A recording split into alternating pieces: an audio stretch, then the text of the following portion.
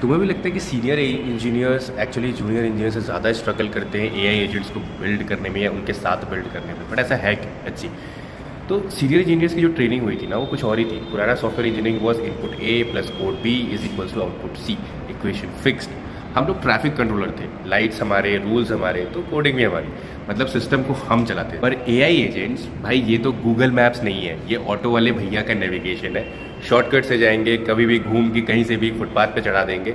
लगता है कि ज़्यादा फास्ट है कि नहीं वो पता नहीं। तो सीनियर इंजीनियर्स का जो दिमाग बोलता है ना कि स्कीमा बनाओ, टाइप डिफाइन करो, बुलियन लगाओ, पर एजेंट बोलता है भाई टेक्स्ट दे दो मैं समझ जाऊँगा। सो इस नए सिस्टम में टेक्स्ट ही स्टेट है।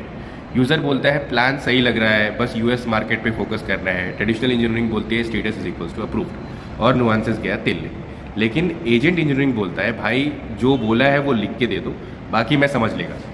हम लोग फ्लो कंट्रोल करना चाहते हैं और हार्ड कोड करने की आदत भी तो है, मतलब वो भी है, पर एजेंट्स एक ही एंट्री पॉइंट से पूरा फ्लो समझ लेता है। सो ट्रेडिशनल इंजीनियरिंग का रूल है एरर आया तो उसको हैंडल करेंगे या क्रैश हो जाएगा। एजेंट इंजीनियरिंग का जो रूल है ना वो एरर आया तो ये एक और मैसेज है, इसको भी समझो और इसे भी रिकवर करो। एजेंट के लिए हर गलती एक नया क्लू होती है। अब टेस्टिंग की बात करें तो करेक्ट आउटपुट का कॉन्सेप्ट ही गलत हो गया ना, क्योंकि एजेंट्स का आउटपुट इनफाइनाइट हो सकता है, तो यूनिट टेस्ट कैसे लिखोगे? इसलिए हम इवैल्स यूज़ करते हैं, reliability, quality, traceability. You don't eliminate variance, you manage it. API में आईडी वेरिएबल हम समझ लेते हैं, एजेंट उसे लिटरली ले लेगा, सोचेगा आईडी मतलब क्या, ईमेल आईडी, नंबर, नाम, आधार, क्या।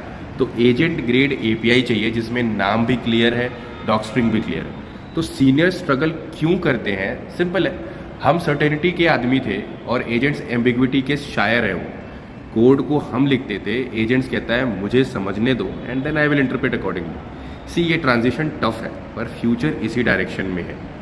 अब आप बताओ कि आप डिटर्मिनिस्टिक हो या प्रोबेबिलिस्टिक? कमेंट में लिखो और फॉलो फॉर सच अमेजिंग।